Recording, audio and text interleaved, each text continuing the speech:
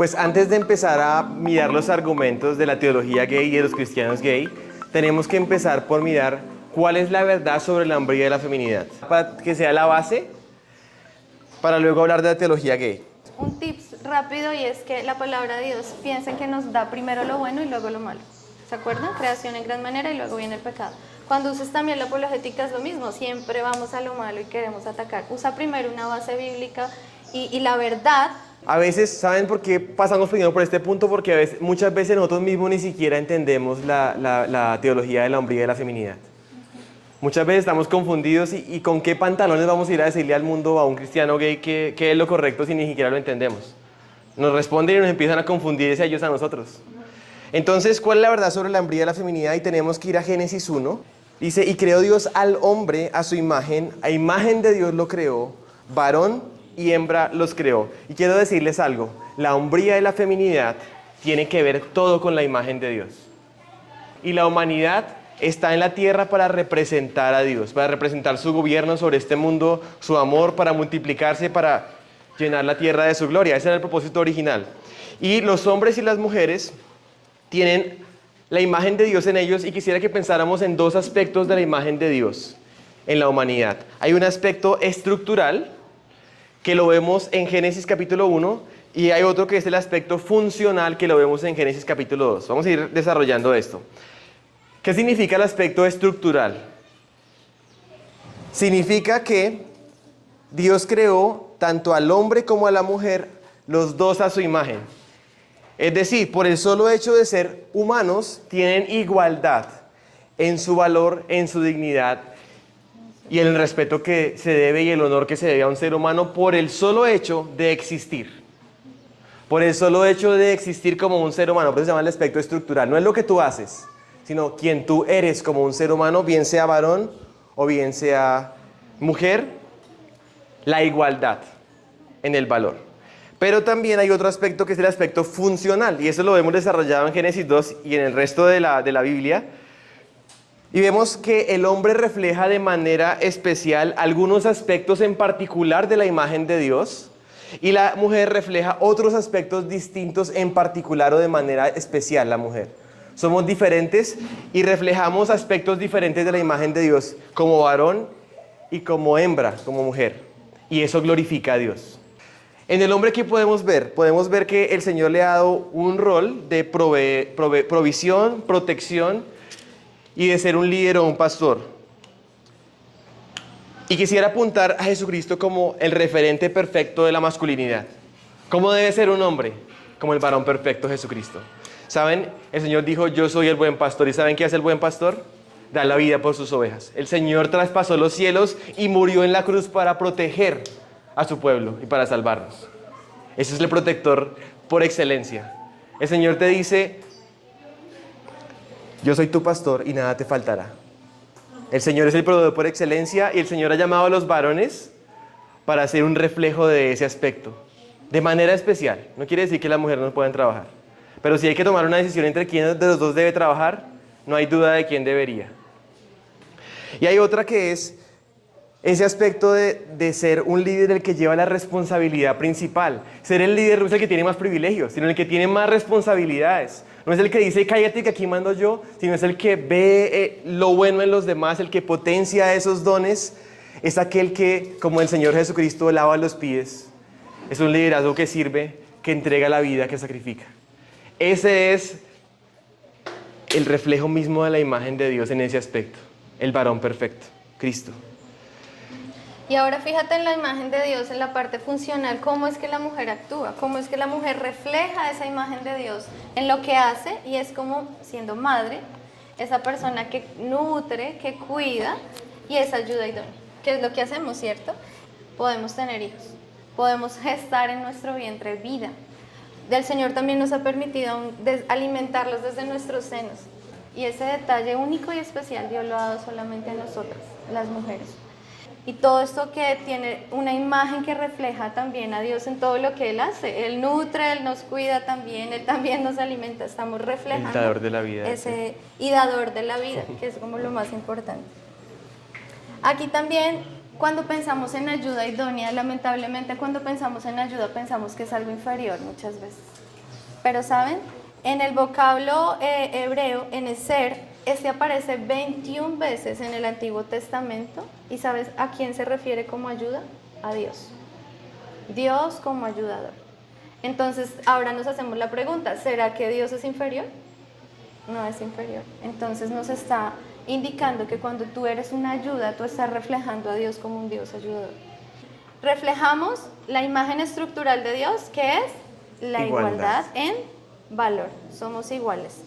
Pero hay una diferencia, una distinción complementaria. La mujer ayuda idónea, madre cuida y nutre y cuida, madre, y el hombre proveedor, protector, pastor y líder.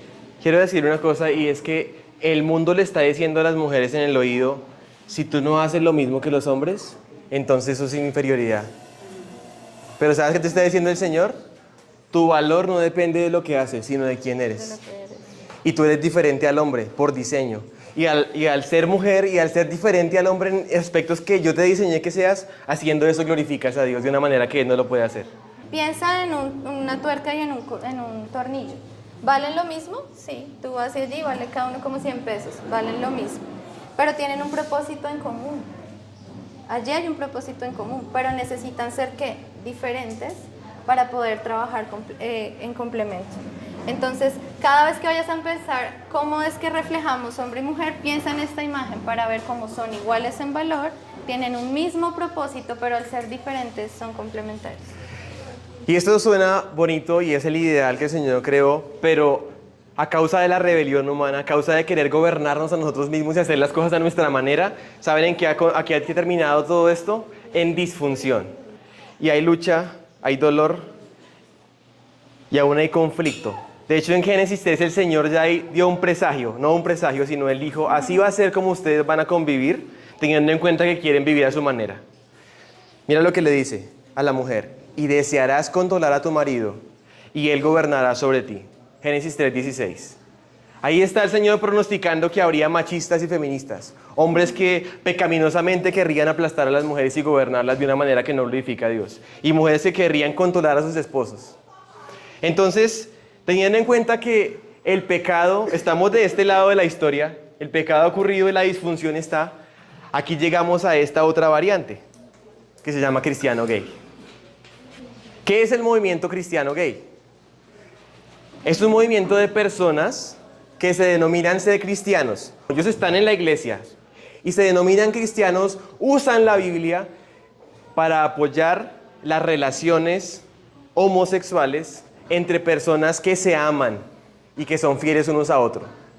O sea, ellos sí condenan a los fornicarios, a los que son idólatras, a los que de pronto hacen pedofilia, a los sodomitas, pero ellos dicen, si un hombre y otro hombre se aman y son fieles el uno al otro, y si son creyentes y aman al Señor, y si se han casado además de eso, yo no encuentro en la Biblia que nada me esté diciendo que eso no se puede hacer. ¿Cómo puedo ser cristiano y al mismo tiempo gay?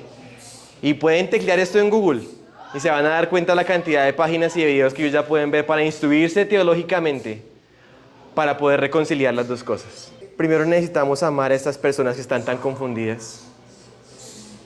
Y cuando podamos ir con la actitud correcta, entonces podríamos glorificar al Señor y mostrarles el camino que es el Evangelio. De hecho, el Señor Jesús, cuando dice el verbo se hizo carne y habitó entre nosotros y vimos su gloria como el unigénito del Padre lleno de gracia y de verdad. El Señor nos mostró esas dos cosas. No solamente era verdad sin gracia, no solamente era gracia sin verdad, sino gracia y verdad. Y esas dos cosas quisiera que fueran nuestros dos cosas que vamos a cargar en los hombros a la hora de tratar este tema. Gracia y verdad. Veamos cuáles son los argumentos que ellos tienen, y la primera es, Dios es amor y me acepta tal como soy. Otro es, creo que es la voluntad de Dios para mi vida que sea gay. Otro es, pero Jesús nunca habló en contra del matrimonio gay. Dios nos dio el matrimonio para estar felices. Yo solo estoy feliz con una pareja del mismo sexo. Las prohibiciones en el Antiguo Testamento tratan con la ley, ya no estamos bajo la ley. No hay prohibición neotestamental o del Nuevo Testamento para parejas monógamas del mismo sexo que se aman. siento o experimento la aprobación de Dios con lo que estoy haciendo. Estos son algunos de tantos argumentos, pero son los más fuertes y son a los cuales vamos a dar respuesta hoy. Pues aquí hay unos libros que son un referente para el movimiento. Este se llama Dios y el cristiano gay, el autor es Matthew Vines, el caso bíblico en soporte de las relaciones del mismo sexo. Otro se llama Thorn, rescatando el evangelio del debate gay versus cristianos.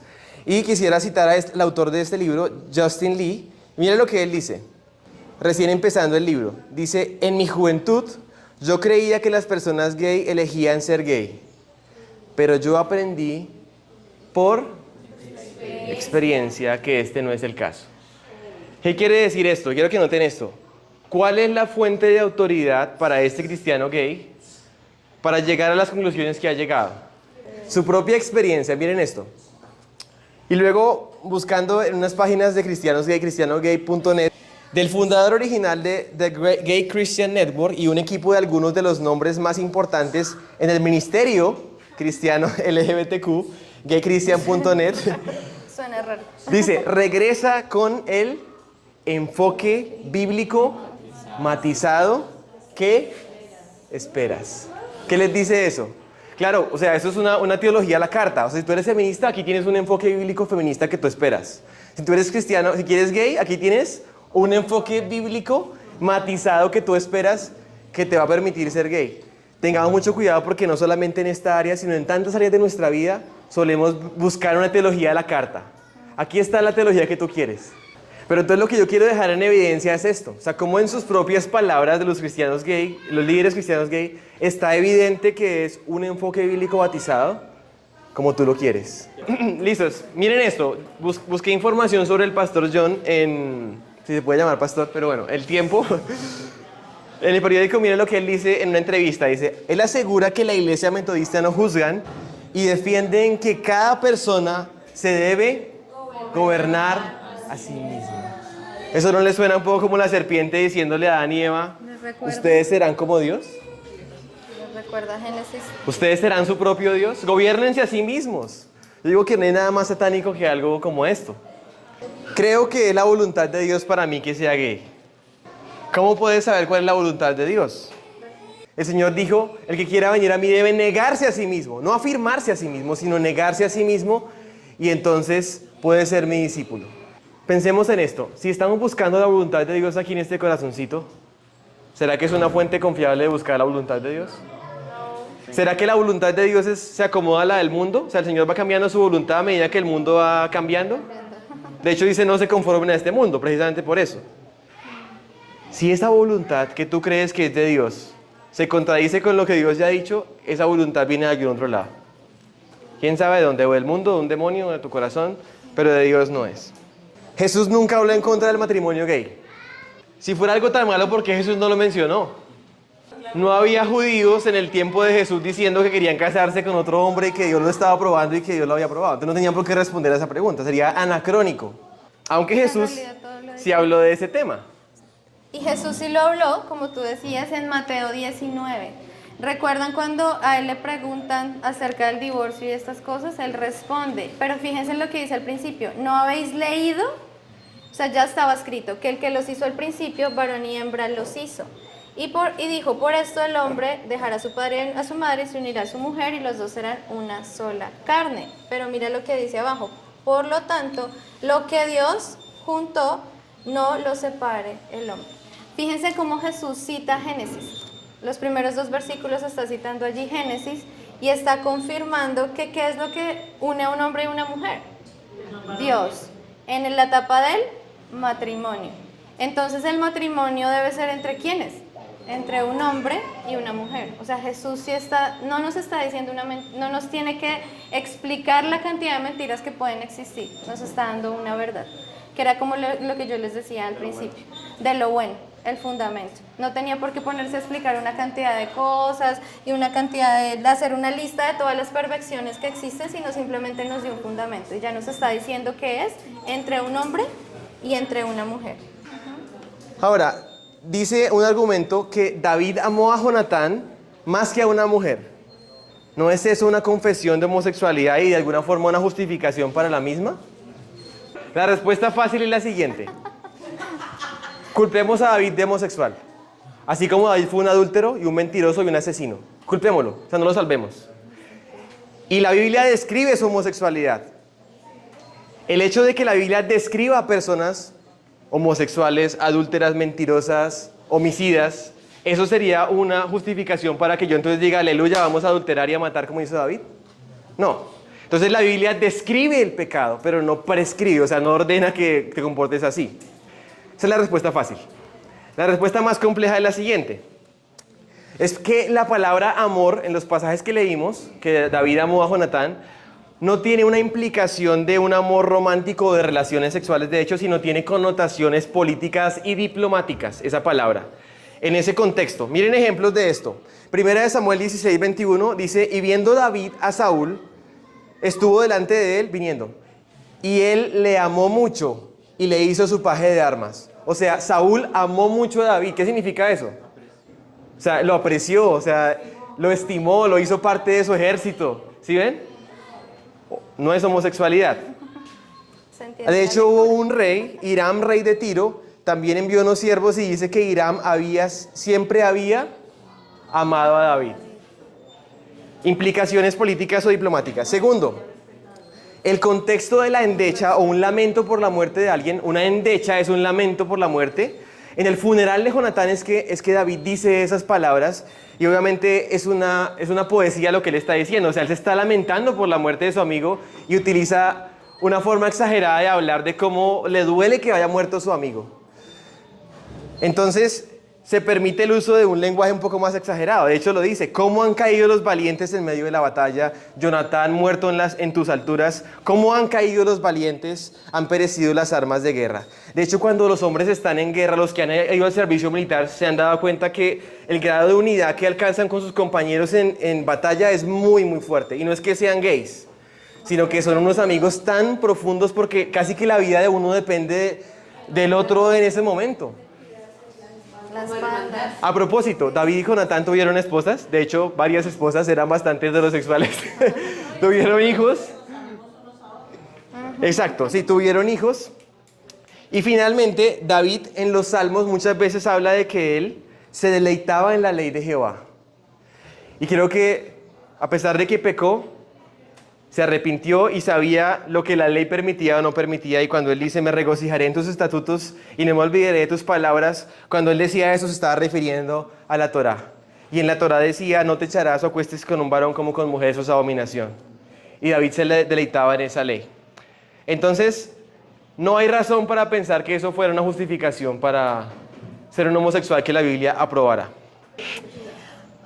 El siguiente es, Dios nos dio el matrimonio para estar felices y yo solo estoy feliz con una pareja del mismo sexo.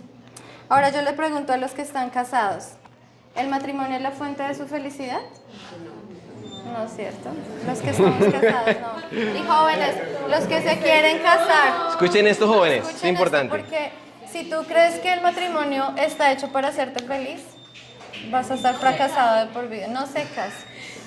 Te vas a Nuestra estrellar. fuente de satisfacción debe estar en Cristo.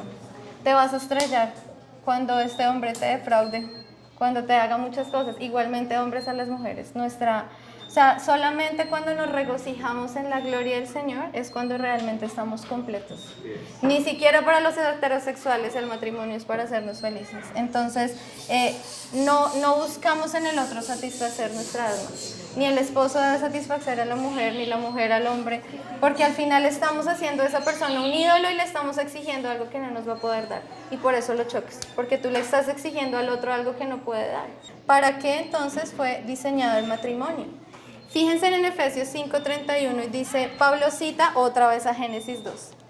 ¿Cómo puede hacerse una sola carne entre un hombre y una mujer? Entonces dejará el hombre a su padre y a su madre y se unirá a su mujer y serán una sola carne.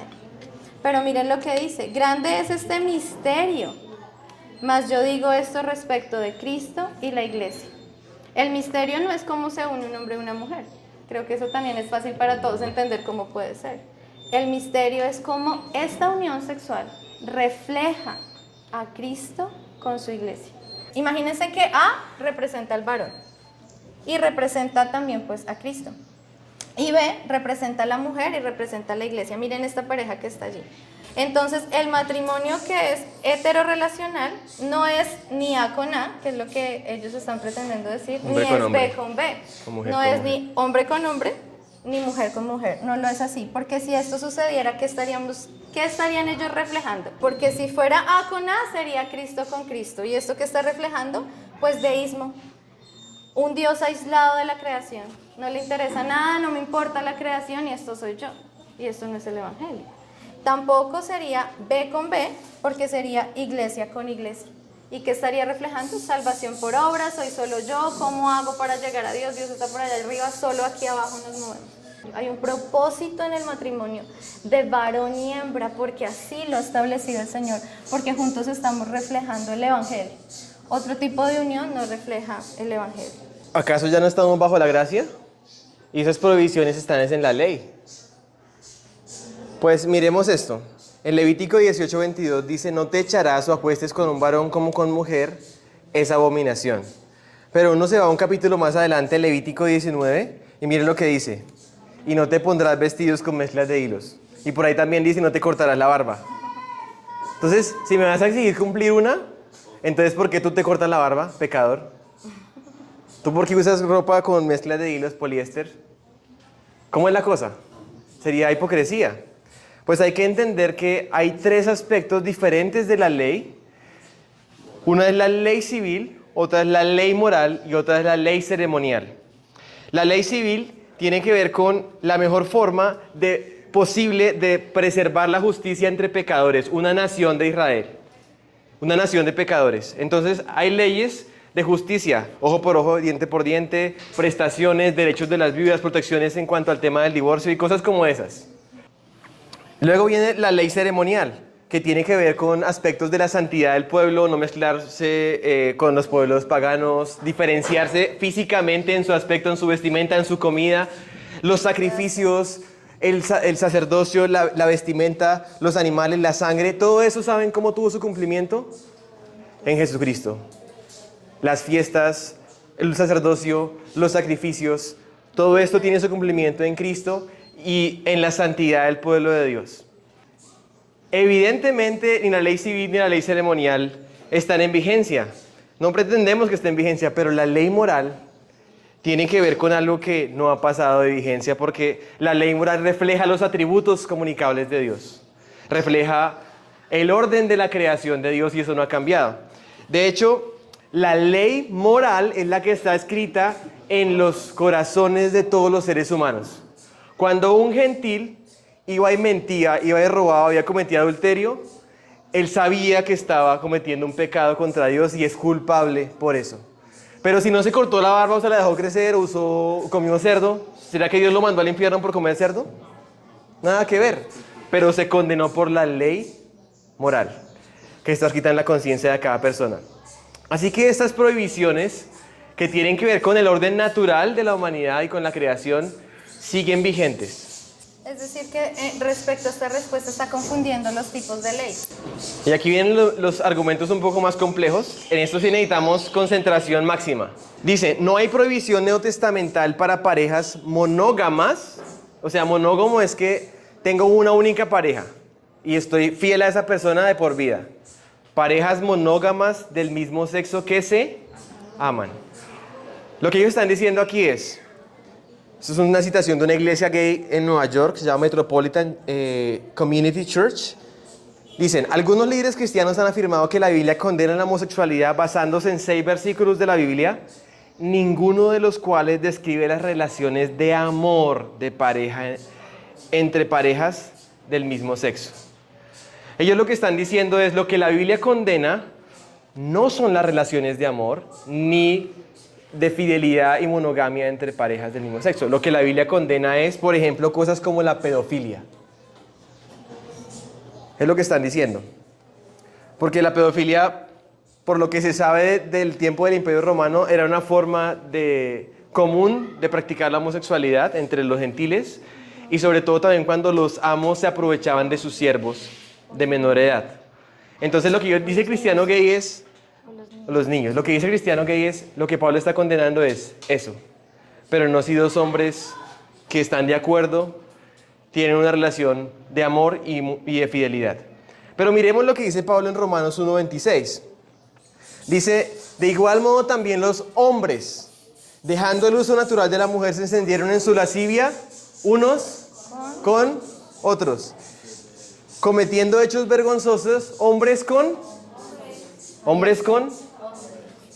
Pablo no se está refiriendo a hombres con niños, está hablando de hombres con hombres que cometen hechos vergonzosos. Entonces la pedofilia no es a lo que Pablo está apuntando. Él está apuntando a cualquier tipo de relación sexual entre dos hombres. Siguiente, Pablo se refiere a que lo malo está en tener relaciones homosexuales en un contexto de idolatría. O sea, cuando iban al templo a estar con los prostitutos, varones. O cuando lo hacían por lascivia, o sea, como promiscuamente, y entonces van y están con uno, están con otro. Ellos dicen, lo que se condena es eso. Pero si tú eres fiel y amas a una persona, en ningún momento lo está condenando. ¿Es verdad? Vamos a ver. Romanos 1 otra vez. Entonces dice ahí cuando Pablo habla de que fueron contra naturaleza, se encendieron en su lascivia y cometieron hechos vergonzosos. Entonces lo que ellos dicen, el problema aquí es la lascivia. Miremos cuál es el argumento de Pablo en Romanos 1. Pablo dice que lo natural es que la humanidad vea al Creador de todo y le dé gracias y le dé la gloria. Pero el hombre, a causa de su rebelión y de su injusticia, ha suprimido la verdad y ha negado a Dios, y entonces ahora adoran a la criatura en lugar de al Creador. Al ser entregados en sus pasiones, entonces ellos cambiaron el uso natural por lo que es contra naturaleza. Mujeres con mujeres y hombres con hombres. Entonces el argumento de Pablo no es solamente la lascivia, como si ese fuera el problema. El problema aquí es ir en contra de la naturaleza. Claramente, esos son los hechos vergonzosos a los que está refiriendo Pablo. Ir en contra de la naturaleza, y mire cómo lo dice en Romanos. Cambiaron el uso natural por el que es contra naturaleza. Y de igual modo también los hombres, dejando el uso natural de la mujer, se encendieron en su lascivia unos con otros. Avancemos. Diga arsenokoites. Esta es una palabra griega compuesta de dos palabras, que es arsenos y koite. Arsenos es hombre y koite es cama. Es un eufemismo para referirse a relaciones sexuales entre dos hombres. O sea, hombre que se acuesta, o sea, hombres y camas. Aparece dos veces en 1 de Timoteo 1, 8 al 11, aquí, y en 1 de Corintios. Vamos a leer cómo es que aparece. Dice, conociendo esto, que la ley no fue dada para el justo, sino para el transgresor, y desobediente, para los impíos y pecadores, para los irreverentes y profanos, para parricidas y matricidas, para los homicidas, para los fornicarios, para los arsenokoites. ¿Sí? Y luego dice, 1 de Corintios 6, no se engañen ni los fornicarios, ni los idólatras, ni adúlteros afeminados, ni los que se echan con varones, o sea, arsenokoites, ni ladrones, ni avaros, ni borrachos heredarán el reino de Dios. Lo que dice cristiano gay es, cuando tú encuentras esa palabra arsenokoites, no significa ni un homosexual ni un sodomita, sino que significa prostituto varón. Los que tradujeron la Biblia eran unos homofóbicos, y entonces pusieron esas palabras ahí para ese significado arsenokoites. ¿Por qué razón dicen eso? Porque cuando buscan en los escritos griegos de los primeros siglos, no encuentran la palabra. Pareciera que Pablo se inventó esa palabra. Entonces, ¿de dónde sacas el significado tu traductor? Ese es el punto. Y esto es impresionante porque cuando uno va a la versión griega del Antiguo Testamento, que se llama Septuaginta, que es la traducción en griego de todo el Antiguo Testamento, cuando vamos a Levítico 18:22, miren lo que dice: no te echarás con varón como con mujer, es abominación. Miren lo que está diciendo. Aquí está arseno y coite, aunque son las dos palabras. Y lo que Pablo está haciendo es uniendo esas dos palabras y escribiendo una palabra en el Nuevo Testamento que viene directamente de Levítico 18:22, que es un mandamiento claro de un hombre que se acuesta con otro hombre en cualquier situación o circunstancia. Y luego Levítico 20:23 también aparece: y cualquiera que se acueste con un hombre, o sea, cualquiera que arsenos coite como con una mujer, ambos han abominado, que mueran la muerte, son culpables, dice. Lo que Pablo hace es unir las palabras. Tú sabes que Jesucristo es una palabra compuesta. Jesús, Cristo Y ahora se convirtió en Jesucristo. ¿Por qué le quitaste la S? Sí, eso es una cuestión de lenguaje, porque precisamente por eso, porque Jesús Cristo, como termina en S y empieza en C, como que no fluye mucho al uno pronunciarlo. Arsenos coite, arseno coite. Es igual. Ahora, para rematar este argumento ¿hay alguna palabra en el griego que se pueda traducir prostitutos varones en la Septuaginta?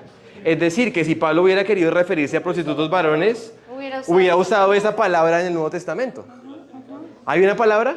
Sí la hay. Y es la palabra kadesim, que se refiere específicamente a prostitutos varones.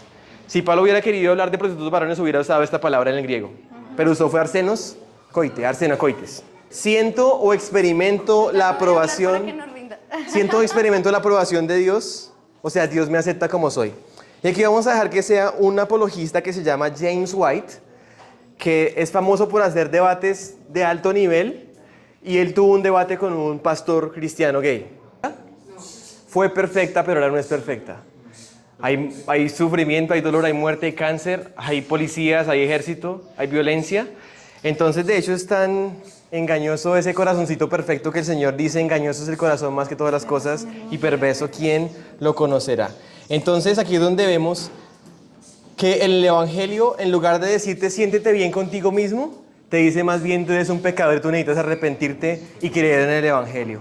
Esta es la respuesta y el poder que puede transformar las vidas, el Evangelio. Y de hecho, en la iglesia de Corinto, ¿recuerdan lo que leímos? Había arsenocoites ahí en la iglesia, había afeminados. ¿Y saben qué dice Pablo? Esto erais algunos en pasado, pero ya habéis sido lavados, ya habéis sido santificados y ya habéis sido justificados en el nombre del Señor Jesús y por el Espíritu de nuestro Dios. O sea, el Señor puede limpiar la mancha del pecado, puede santificarnos, ayudarnos a vencer el poder del pecado y a darnos la justicia que necesitamos en Cristo. Así que no podemos dejar que las personas se identifiquen como una identidad de gay. Eso es un comportamiento. No eres, tú haces eso y te puedes arrepentir de eso.